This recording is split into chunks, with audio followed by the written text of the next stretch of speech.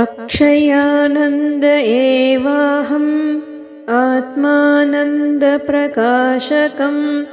ज्ञानानन्दस्वरूपोऽहम् लक्ष्यानन्दमयं सदा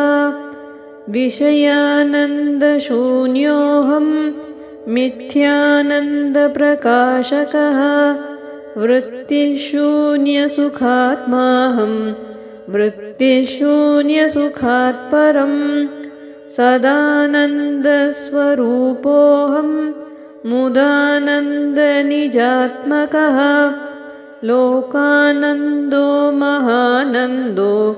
लोकातीतमहानयम् सर्वानन्दोऽक्षयानन्द चिदानन्दोऽहमव्ययः सत्यानन्दपरानन्द सद्योऽनन्दपरात्परः जीवानन्दो लयानन्द चिदानन्दस्वरूपवान्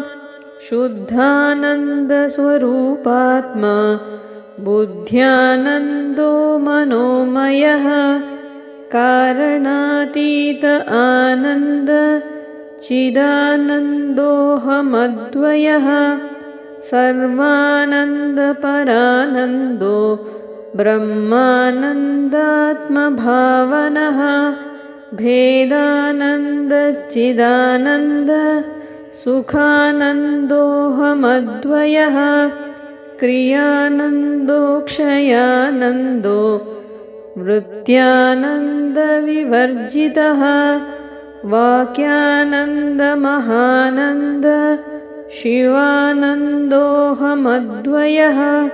शिवानन्दोत्तरानन्द आध्यानन्दविवर्जितः।